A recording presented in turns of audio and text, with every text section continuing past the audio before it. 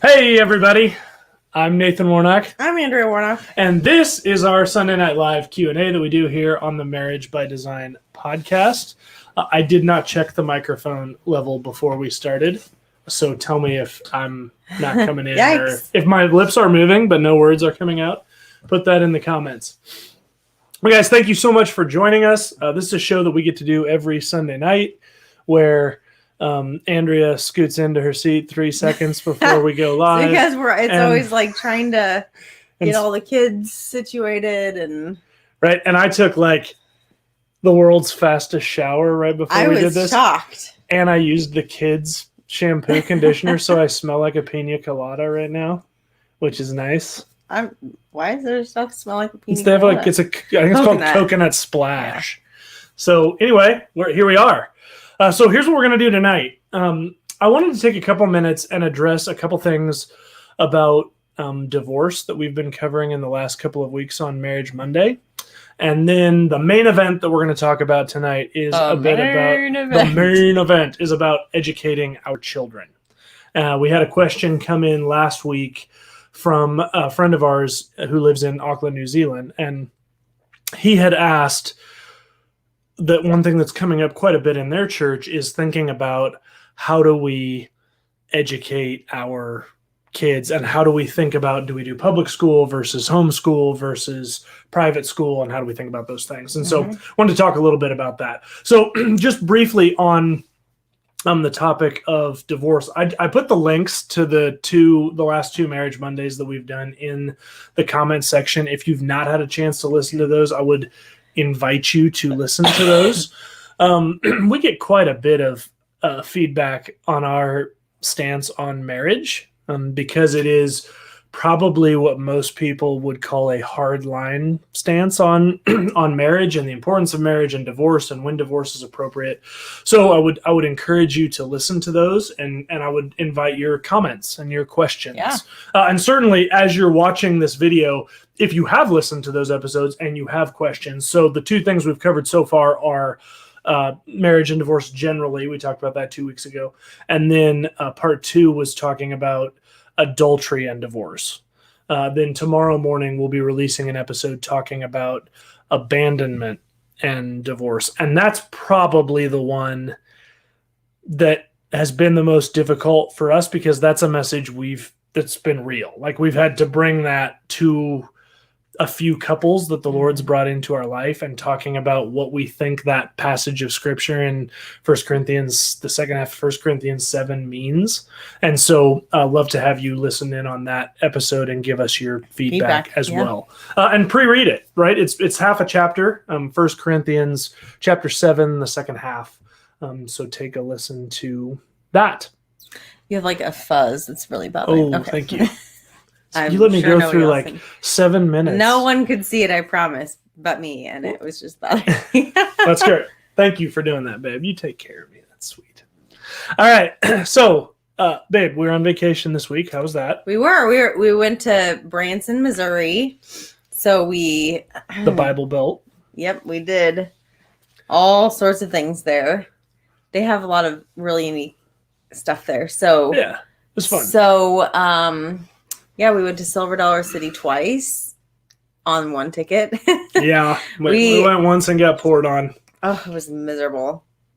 So Silver Dollar City is like a theme park.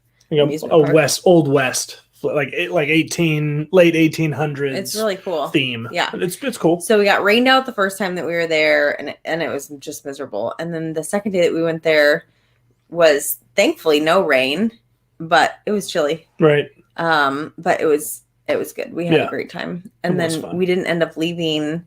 So we planned on leaving, and we didn't leave the park until like 8:00. Right. And had a several hour drive. Yes. So we didn't end up getting back between stops and all that. We didn't end up getting back home till like 3:00 in the morning. Whoa. But it was nice to be able to just stay as long as we wanted. And the kids slept in the car. Yeah. Okay. Yeah, that's a vacation hack. If you're looking for a life hack for vacation and you can swing it with your jobs, come home from vacation on a Friday. Yeah. Yeah, because then you still have the weekend to recover and unpack and all that stuff. Right. So then we did this one place called Fritz's. I don't even know how to explain it, but it was really cool, and the kids loved it. Mm-hmm. Fritz Adventure Park, I think is what it was called. Maybe. I don't know. It was some indoor thing that was really cool. Yeah. Did some putt-putt. If you've been to Branson, you know there's putt-putt everywhere in Branson, so we did some of that. It was good. I was a little frustrated throughout the week because I felt like there was a lot of complaining from the kids. Yeah. And I'm really tired of that. So, I mean, as parents, we know like our kids have it good. They are cared for. Sure. They're loved. Their lives aren't perfect, but they have a good life. And it really bothers me when they complain, especially when we're doing something like on a vacation that's really all about them. Right. Oh, it just irks me. And I just don't even want to take them on vacation for a very long time. So if you've got experience with that and you've figured out some really good ways to combat that with your kids, let me know. Because even just the complaining at home is just too much for me. Like complaining about dinner all the time or, all the stuff. I mean, even there's consequences for that, and it's like a super bad habit that they have. Oh, hate it. Yeah. Yeah. All right. So with that lead in, babe, let's not waste any more time and jump right into this education question. Yeah. So the question came up last week. It was asked by, again, a friend of ours in New Zealand. And as you have questions or thoughts, please put those down in the comments. And like this question that was posed to us last week, we'll answer them. Hopefully, if we have time during our, the next 20 minutes or so of our time today, that's great. Hit it up next week. Yeah, if not, we'll push it back a week. But if you have questions either about educating your kids or what we're about to talk about or divorce or any of the topics we've talked about on Marriage Monday, Family Friday, please let us know. Also one programming note, the Family Friday, we didn't come out with a Family Friday last week because we were on vacation. Oops. So that got bumped. That'll be bumped to next Thursday morning. That'll come out. We're finishing our topic on teaching our kids about the armor of God. So check that out on next Thursday. Okay, so here was the question that was posed to us last week. It's coming up quite a bit to him, and he's a pastor within his church body, of how do we think about educating our kids, homeschool versus public school versus private school. There's some difficulty in answering this question, and I'm going to try and answer it from an American standpoint because, of course, that's where we live, so that's where I have the most experience with. But I'm also, Jerem, for the sake of you and your body, I'm going to try and answer it from more of a broader standpoint as well. Obviously, I went to school in the New Zealand school system for a short amount of time, but enough to get a feel for it. And of course, I know a decent amount about the government in New Zealand. So, I kind of have an idea of that too. But the most important thing throughout all of this has really nothing to do with the governmental system and everything to do with understanding what our role is as parents and being intentional. And you're going to hear me come back to that over and over and over and over again as we talk about educating our kids the next 20 minutes, is being intentional. Because if there's one thing I think parents are failing at right now, it's thinking intentionally with regards to educating their children. And at least in the United States, I think that our school system is specifically set up for you to not think about it and just do it. So being intentional is something we're going to come back to. Do you want to? Yeah, I think part of the problem, part of the difficulty in answering the question is we have very specific convictions for ourselves, and understanding that some things are what we are convicted on, and maybe not somebody else. Nathan's got a smirk on his face because we don't necessarily see eye to eye on that. No, I mean, Andrea and I as a couple spent a lot of time before Jackson went into kindergarten talking about this. And I'm willing to admit that I have pretty strong beliefs about homeschool versus public school versus private school. But for our conversation here, I'm going to try and walk you guys through just how to think about it, right? Not necessarily, let me tell you about what my political leanings are, or all that, because this is part of the problem, right? With thinking about homeschooling versus public schooling versus private schooling, is it becomes political almost immediately. And it really shouldn't. Right. Look, anything that I say about private school teachers or public school teachers, or frankly, homeschooling, has nothing to do with the individuals, right? So, when I'm critical of the public school system, as I'm going to be here in a minute, I'm not saying your sister who's been a public school teacher for 20 years is a bad human being. Right. Right. This is the problem, is it becomes immediately about, well, this person that I know you're saying is a bad person. No, I'm not. Frankly, I know some people who have homeschooled who have done an atrocious job of homeschooling. So this isn't a political thing. But what I will say is it's time for us to start being intentional with regards to educating our children. Why is that?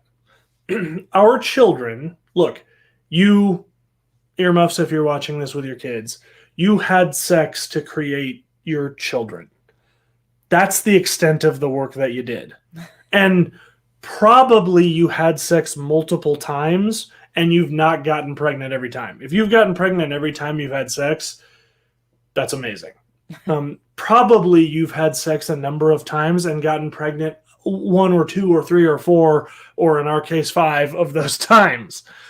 So my point in that is someone greater than you was involved in that process, right?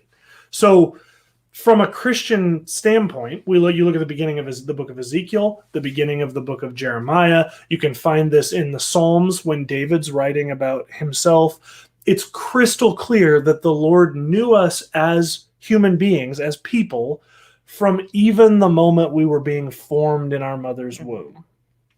So Jesus, God, looked down here on earth, saw you and your spouse, and thought, you know what the two of you really need right now is insert the name of your children, right? I mean, throughout all of human history, your child, Jackson is our oldest, Jackson could have been born to any family from Adam and Eve on down throughout human history, but God looked down and he said, you know what, all this whole mosaic that I'm putting together of human history, I need Jackson to be born to Nathan and Andrea Warnock in 2010, bam. And he was. So for us, recognizing that, I think when we take a step back and look at the grandeur of parenting, it helps us to understand, man, I have 4 children who God hand-placed in my family for me to raise on his behalf. And I say it that way specifically because it's a misnomer for me to say those are my children. We did the easy part. I mean, you certainly did less of the easy part when it comes to labor than we did. But my point is, we didn't go, okay, God, now this is going to be Jackson, going to need a penis, going to need brown hair, brown eyes, going to need this stuff, right? We didn't do that. Right. We had sex. The Lord blessed us with a child. Here's the child. So for us, we recognize that this is a child God specifically placed here, and so we should be intentional about how we raise that child. Here's the problem when it comes to educating. The governmental system in the United States, and it's the same way in New Zealand, a little different but similar situation, which is that you, from the time your child is born, is funneled into a certain type of schooling. Right here in the United States, you have to do nothing to get your child an education. Mm-hmm. Right, and I'm talking about an education as it's defined by the Department of Education in the United States. You hang out. And when they get to be kindergarten age, they're assigned to whatever school wherever you live, and you send them. And if you don't send them, you get in trouble. That's right. Yep. That's right. They go to school, they get whatever teacher is given to them, and they're educated. And then they grow up, and then they graduate high school, hopefully, and then you make decisions about college or whatever. Right? There's no intentionality about it at all. That's always been my first red flag when it comes to educating, is when we try and make something to where we don't have to think about it. That's not necessarily a positive thing when you look at things from a biblical standpoint. There is pretty much nothing in the Bible where God says, you know what, just don't think about it and you'll have a good result. Yeah.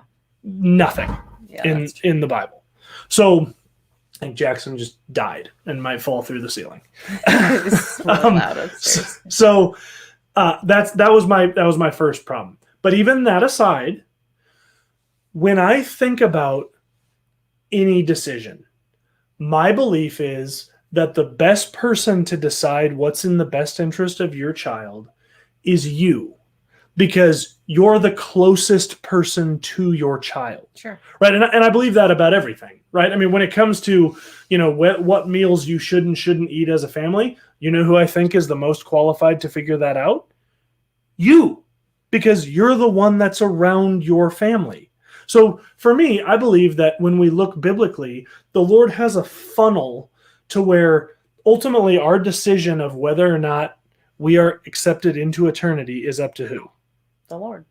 The Lord. But our decision. Right. But how many? Yours and mine? Like, what gets you into heaven? Yours and my decision? No, my decision. Your decision. Right. Right. At the end of the day, what the Bible teaches is that the person that's responsible for the most important decisions in your life is you. Right. You are. So then you're married. And then what's the Bible say about how you need to make decisions for your marriage? Together. You, the two of you, and ultimately the man as the leader of the home, he has to take that leadership role, but it's the couple that makes the decision, right? With the Lord, it's funneled down to the smallest possible unit. Mm-hmm. The problem is, in this country and a number of countries, New Zealand included, the decision isn't funneled down to the smallest unit, the family. It's funneled up, right, to a larger unit that, because there are experts involved, they can make decisions for all 50 million children that are in this country, or whatever the number is. Mm-hmm. So the problem is, it's hard for me to think that someone who lives a long ways away from my child knows anything about what's best for my child. And the problem is, because the response is, well, yeah, but they have all of the experts. Well, the problem is the experts are only defined by their contemporaries, right? So 200 years ago, what people thought was expert for a child isn't the same thing they think are expert for a child now. This whole school system changed about 60 years ago with a guy named John Dewey. And basically before that, what the school, and you can go back and look at this. This is a fun exercise anyway. Go back and find, like, Google 1890 first grade history test. And it'll pull up an actual test that you can see from first graders in the late 1800s. And it'll be something like, write out the entire preamble to the Constitution. Right? It's stuff where you look at it and you go, I can't do that now as a 37-year-old, let alone a 7-year-old in 1890. But that's how it was, because we expected that the purpose of education was ultimately defined by the fact that there is a creator of this earth, and our job when we educate our children is to help them better understand the creation into which they've been placed. So you might hear people talk about classically educating their kids. That's the purpose of a classical education. Yeah, you're learning about the truth and beauty that's created by the creator. Right. And why do we do that? Well, because we believe that ultimately our purpose of educating our children is to prepare them to be an individual who can live in this created world and ultimately grow up to best understand the world around them. And I'm intentionally leaving God out of that, because even secularists in the early United States believed that the purpose is that we're to recognize there are truths in the world around us. 2 plus 2 is 4. It doesn't matter if you're Muslim, Jewish, Christian, Democrat, Republican, male, female, doesn't matter. 2 plus 2 is 4. That's just a truth. And so our job is to teach our children truth so that they recognize there are certain boundaries to this world that we live in. John Dewey didn't believe that. So John Dewey looked at that system, and what he said is, well, we should really be teaching children at their level and helping them go on a journey of discovery of the world around them. So rather than expecting them to memorize the Constitution and write in cursive and memorize Latin and some of these other languages and study all of the classic literature and these things that are difficult things to do, but that we were doing as an educational system, he said what we really need to do is create a school system that is outcome based. And what he meant by that was, and look all these things up. You don't have to take my word for it. Look up John Dewey, public education. He said what we need to do is be taking children and turning them into the best members of society that we can. Mm-hmm. So the purpose of education was no longer to recognize and discover the truths around you. That's exactly right. It was about sort of making sure that this person fits into the society around them. Well, of course, the problem with that is that at the end of the day, what then defines your child's education? The people around them. So it decouples education from truth, meaning like 2 + 2 is 4, right? It decouples education from that. And I'm not saying students don't learn that anymore. They do, but for a different reason. Right? We learn 2 + 2 is 4 now, not because we recognize that as a truth, but because in order to be the best member of American society that we can, you have to be able to do math. Right? So that's the difference. Now, it seems maybe like a minor difference, but look at how this is playing out over time. Now you're at a place in society where you're going, well, there are a lot of students that feel like if they can't do 2 + 2 is 4 as good as the next kid, it harms their standing in society. So let's not worry about whether or not they know 2 + 2 is 4. As long as, if they say 2 + 2 is 6, but they can show us how they got there, then great. We need to affirm them in that. And if you think I'm making this up, look it up, because I'm not making it up.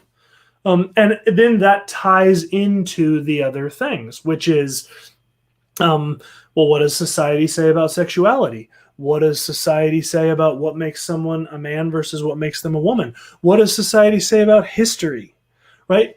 Go back, ask your children, they're in public school, what did you learn about Christopher Columbus on Columbus Day? If you learned anything, because Columbus Day is not even a thing anymore. It's now Indigenous Peoples Day, which is great. But the reason that it was changed was because things were being said about Christopher Columbus that are flat not true. They're just not true. And it really doesn't even take very long to realize that they're not true, but they're taught, right? You know that you've probably heard this said, maybe by a teacher that you've had in the past, that when it comes to history, the victor writes the history, right? So whoever wins the war gets to write the truth about the war. Well, that's sort of where we're at right now from a school standpoint. Whoever teaches the history gets to choose the history.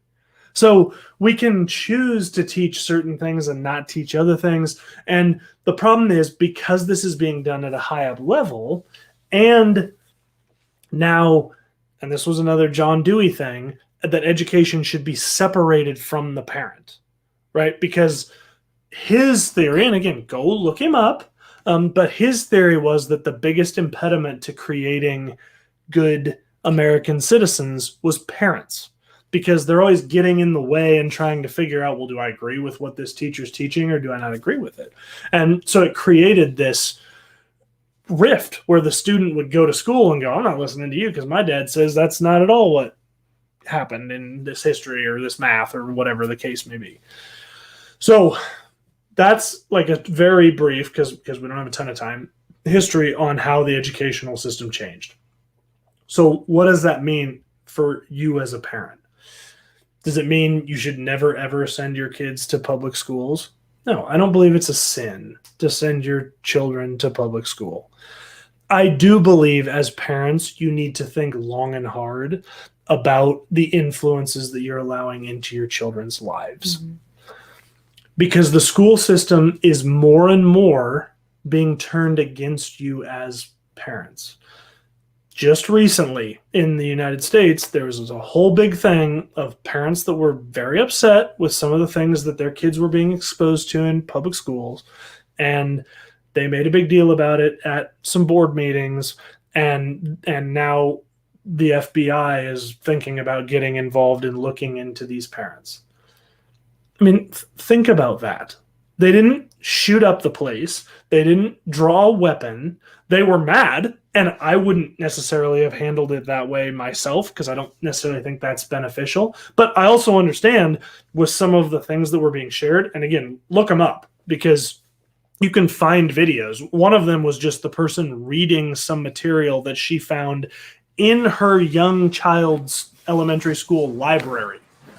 So please look them up on your own. But my point is that more and more the school system is sort of taking, the public school system is sort of taking this idea of, well, when you put your student in the school, we know what's best. Like you're giving them over to us. That's right. You don't have a say anymore. That's right.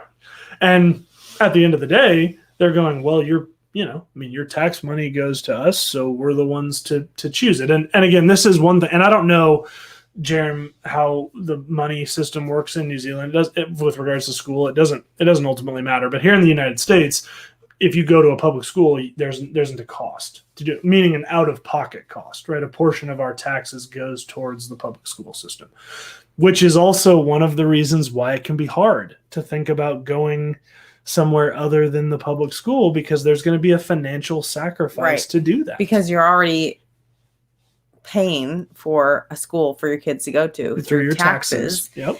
And to send them somewhere else you're paying double. Right. And so you're paying through your taxes, and then you're paying a private school to send your kids to. And it's not cheap. Right. But what you need to do as a couple is look into what the public school system is trying to do to your kids. Right. And I don't necessarily mean like, I'm not trying. That sounded scary, and I didn't necessarily mean it to, because there may be people watching this podcast that are going, well, I actually love what the public schools are teaching our kids. Great. Then your kids are in exactly the spot where they should be.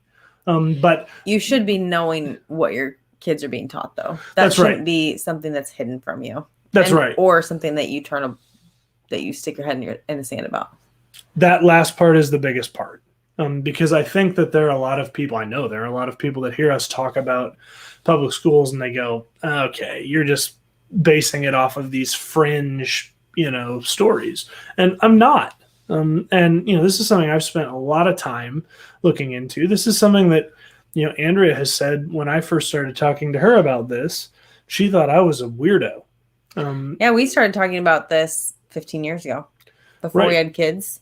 And at the time, I think she thought I was like just finding these super fringe examples. Go ahead. You were a little bit ahead of your time.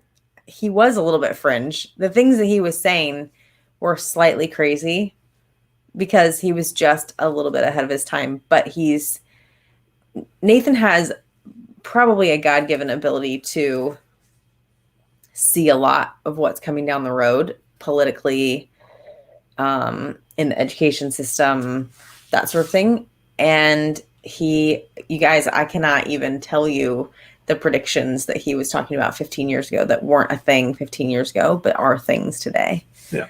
So he just has, again, probably a God-given ability to see that before it happens. And he was talking about it then, and I was like, you're nuts. That's not what's going on. Right. But then these, headline after headline come out, and all of a sudden you go, man, I should probably start paying attention to this. And really, that's why I keep banging the drum and going back to this, because I think there are a lot of parents that think everything's okay because they just haven't looked into it. Because we're all busy, right? We're working, we have our families, we're doing things. But I would beg you as parents, please spend time looking into the education of your kids. And think about the people who I'm putting them around all day in school. Do they reflect the values that I have? Which brings us to private school. And up until right before Jackson went to kindergarten, we thought we were going to have him in a private school. We were both private Christian school educated. But we started looking into that.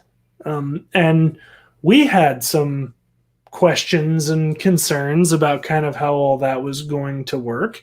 And, again, at the end of the day, the question to come back to is, am I fully comfortable before the Lord as a parent that I am putting my child for 8 hours, whatever it is a day, the people I'm putting them with, the leadership of those schools, the school board of those schools, am I convinced that those schools, one, have the best interests of my child at heart, and two, do those school board systems and school administrators, do they define my child's best interest the same way that I do? Right.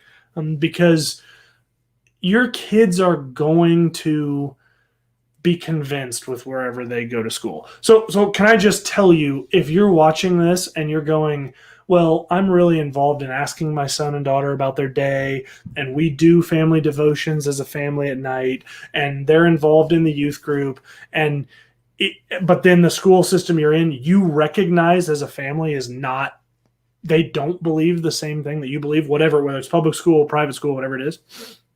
Can I just tell you lovingly, you're fooling yourself, because they're in that environment way more hours out of the day than you're going to have with them. And if you think that in that environment where they have their friend group, they have structure, they have coordinated efforts to teach them, in my example, these things that you think are incorrect, you're not going to win them back in the 3 or 4 hours that you have with them every night. And there's a difference, in my opinion, between young kids and older children with that. I mean, it takes we've known some, it takes a strong, like, high schooler to have such convictions with what they believe, spiritually and politically and morally and all that, to really fight that off if they go to, like, a public high school. Right. And there are some that are totally prepared for that and can do that. But, specifically younger kids are extremely impressionable just based on who's speaking into their life. I mean, think about it as parents. I tell my kids something and they just believe it because I'm the one telling them that. Because I'm the adult that means something to them in their lives, and they just latch onto it. Right. So. Right. Yeah, that's right. You got to be honest as a couple with children about this place that we're putting our kids. Where do they align with what we believe? And at the end of the day, if you reach the conclusion, well, they're not aligned with what we believe, then you have to ask what is really the most difficult question, and the question that I think is the reason why most people don't ask the first question, which is, okay, well, then what do we do? Yeah. Because knowing that this school's not aligned with what we believe in, they're teaching our children things that are contrary to what we believe, means you have to take some action. Guys, I'm not going to tell you that there aren't sacrifices to be made in order to, get your kids into somewhere that believes as you believe. It's a financial sacrifice. If you go down the homeschool route, it's a time sacrifice for both of you. It's just a sanity sacrifice. Right. But at the end of the day, the question again you have to come back to is, well, this child was given to me to be raised by the Lord. Right.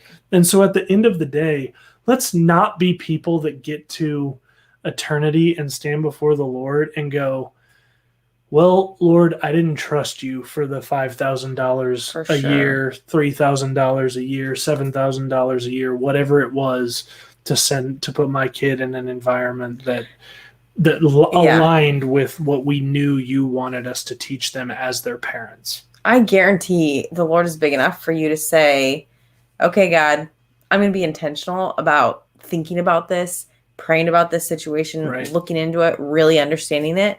And then I'm coming to you with questions. And some of those are, what are you going to do about it? Right. How are you going to work this out? Right. How are you going to make my heart willing? How are you going to work the finances out or the time out or whatever? Right. He is big enough for that. But Right. to get to that point where you're willing to say, all right, I'm going to start asking the questions. I'm going to start looking into this. And then there's going to be follow-up with you, God, after that. Right. And okay. Right. And anecdotally, this is what we did. You know, Jackson was going into school shortly after I had just switched jobs to a job that paid much less and was commission based. And even, you know, we don't do full homeschooling. We do a collaborative school where he's in school a couple of days a week and then he's homeschooled the other days. And so, you know, there's a considerable expense to that. And now we have 2 of them in that school. And it is easy to go, man, I could do a lot with these thousands of dollars that we're paying to the school. But we had to do what I'm begging you guys to talk about as a couple, which is, are we willing to make those difficult sacrifices and really allow the Lord to prove his love for our children by just relying on him to provide a way? If you believe that the public school system does not have your child's best interests at heart. And I'm saying the same thing about private school too, because there's a lot of private schools that look good on the outside, and then you start getting into the details of what they're going to teach, and you might go, man, this is hardly better than the public school. Sure. So yeah, and know too that there are a lot of different schooling options. So, you know, it's no longer just like public or private. You've got public and private and collaborative, where you've got a mix of homeschooling and private schooling. Yep. You've got fully homeschooling. You've got some micro schools. You can even do some paint by number collaborative schooling with private schools.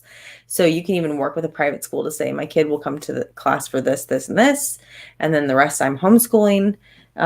There's lots of private schools that will do that. Yeah. So there's a lot of options out there for schooling. Yeah. Things have changed a lot. Right.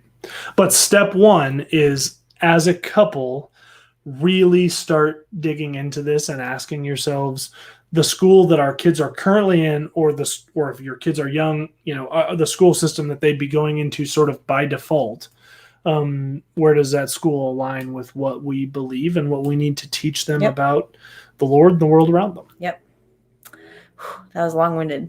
It was. Well, it's a different. I mean, it could be a lot more long-winded. I know. If we, it's just a we big really conversation dug into this. Yep.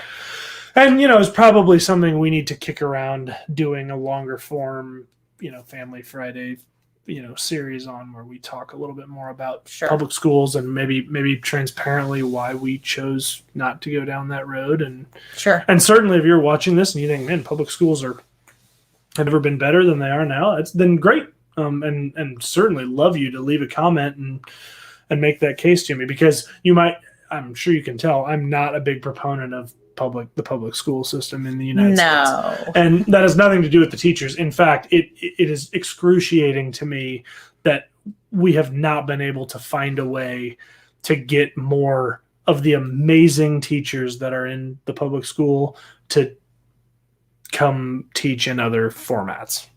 Because a lot of them, and I know this because I've talked to a huge number of them that would love to do that, but because public schools are taxpayer funded, they can't get the benefits or the pay that they need for their family in those other avenues. And it just makes me sick that that's the case. But it is. True. Somebody guys commented. Oh yeah, they did. Good. Yeah. Sam, this is great. Sam says, I do not agree. All 4 of my kids are killing it in public school. All 4 of my kids went or are going through public school. They love it and have and are getting a great education. They went to and or are going to Millard North. Sam, that's fantastic. I'm not telling you that every student that goes to a public school is a mess, Sam. And I know, you and I are not. I don't know you personally, but I know your family. And I know you guys have taken seriously, the raising of your kids as a couple, which is great. Right. And again, from the beginning, I said, this is not a knock on every person that goes to a public school. But Sam, I think you probably would have to be honest with me that if you and I went back and forth on kids that who were in God-fearing homes that went to public school and turned out great versus those where they went to public school and the school system turned them against their beliefs. At least for I could go for a really long time. And I can give you an anecdotal example since you gave me an anecdotal example, and that example is that we had always thought that Jackson would do this collaborative school until he got to high school, and then he would go to a public high school, because we were sort of thinking that, hey, you raise him kind of in this Christian bubble until he gets to the high school age, pop the bubble and then we'll send him out into a public high school, and he can live his faith out there in the midst of that environment. And we had a couple sit in our kitchen at the kitchen table, and we were kind of sharing that with them, and they said both their kids were upperclassmen in high school.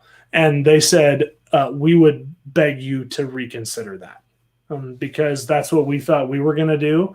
And in 3.5 years, the school system completely unraveled what we had spent years teaching our kids. And so they anecdotally had said, hey, if we could go back and do it differently, we absolutely would not have sent our kids to public school. So anyway, is it anecdotal? Well, of course it is. Sam, and I'm thrilled that, all 4 of your kids killed it in public school. Yeah. And I pray that they go out into the world and affect, change for the Lord, as I do for everybody's kids. My point is, as with anything, Sam, the exceptions do not define the rule.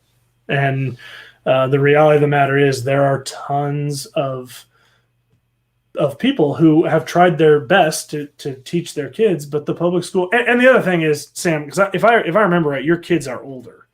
And so, your kids were not being taught in kindergarten and first grade the thing that kids now are being taught in kindergarten and first grade, right? It is different.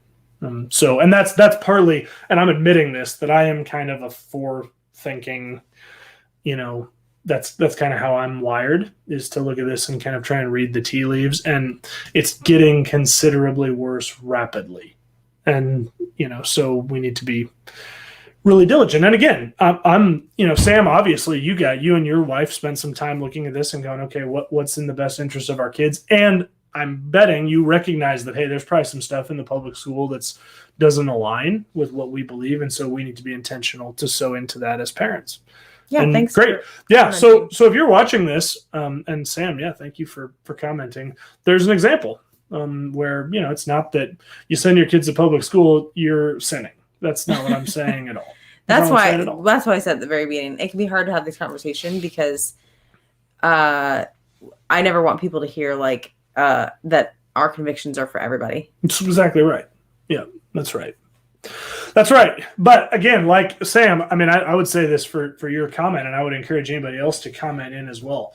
These kinds of conversations are really positive for people to be able to watch, because you can have 2 people that both love Jesus and take raising their kids seriously that disagree on an issue like this, and that's okay. Yep. And we talk it over and respect each other, and I respectfully disagree, and I know you do too. And that's great. I'm sure we can talk about it. I'm sure we could, if we were in person, have a lot more good conversation with Sam. That's right. About some of those things. That's right. That's right.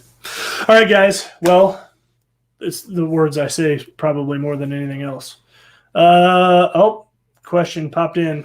Josh, what are your thoughts on taking a stance on fighting against what public schools are currently trying to push on our kids versus sitting idle? Well, I mean, you have to, right? I mean, so I'll answer your questions two ways, Josh, because I'm trying to figure out which way you're talking about here. So, are you saying if your kids are in public school, versus like, hey, if you just abandon the public school system, if all the Christians leave the public school system, then who's in the public school system left to fight for it? Which I understand that position. My response to that position is, where currently are all the Christians in the public school system? Because again, look at the product that you're getting. Well, they're fighting, but right. I think you're being considered a domestic terrorist. I know. I think whether you're in the school, Josh says yes. I think whether you're in the school system, like doing the public school thing or not, it's still an issue for you because it's still children that are being affected by things that aren't good for children and that are just lies. Right. And so even if they're not your children, you should still be fighting for them. So right. And again, we need to be careful, Josh, because we could apply that to anything, right? I mean, if all Christians leave the strip club, then who's going to witness to the people in the strip club?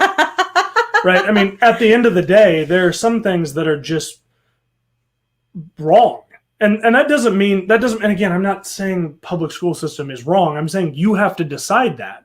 But if you come to the decision that, hey, they're teaching things that are contrary to what we want to teach our kids, by taking your kids out of the public school, that doesn't mean you cease to have an opinion on public schooling. You're paying for it. Or have, So I would totally encourage you to be involved. Know the members of your public school board in whatever district you're in. Know who those people are. Know who they are. What things they're standing up for. Know your school superintendents. Be a blessing to those teachers, even if your kids don't go to those schools. Yep. But we don't have to put our children in those school systems, if that's your conviction, in order to have an opinion. You're funding that school system, whether you have your child there, you don't have it there, your children there. So I would say, as a church, our churches should be playing a role in the public school system with regards to, inviting those kids into youth ministries, and you, Josh, and your wife play a role in that, your kids are involved in sports. My kids are involved in sports. Jackson has a team of 11 guys who he plays baseball with, all of whom go to the public schools except maybe one. So we're sowing into those kids' lives. I spend a lot of time just looking at, well, what's our local school board doing? And really that's, it's something Andrea and I talk about quite a bit, this is what's going on in these local school districts. That are local to where we live, because we want to be invested in what's going on in our community. And what Andrea said's right. At the end of the day, these are some of the most vulnerable human beings among us, and the Lord's asked us to care for the most vulnerable amongst us, which includes children. Yep. And so we need to be invested in what's going on and take a stand on those things. Yep. Good question. Good question, Josh. Thanks, buddy.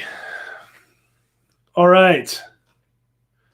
I think that's all the questions that have come through at this point. So we're gonna shut it down. Here's a shocker for Andrea. We're over time. So we're gonna go ahead and close it down. Hey, if you watch this on replay or down the road, or you listen to it once we post it up on our Anchor, thank you, Josh. I appreciate that. once we post it up to our podcast only, so iTunes or Google Podcasts, wherever you listen to it at. If you have questions or comments, please comment. Sam, I really appreciated you commenting. Josh, I appreciate your comments. Please put those comments in here. We will respond to every one of them. Jerem, thank you so much for asking the question and throwing this hornet's nest at us. But we love talking about it. It's important, and we do miss you. Hope all's well with you and your family, buddy. So, and please, if your body has any questions, I know this was kind of tailored towards those living in the United States because that's where we live. But if your body has any additional questions, Jerem, please post those up. We'd love to answer those. So, guys, until next Sunday, we love you guys. We love your hearts for your families and for marriage. Thanks for hanging out with us. That's right. We'll have a Marriage Monday coming up tomorrow morning and then a Family Friday coming up on Thursday. And we'll see you again on Sunday for our live. Until then, guys, remember, God is for your family. Have a good night.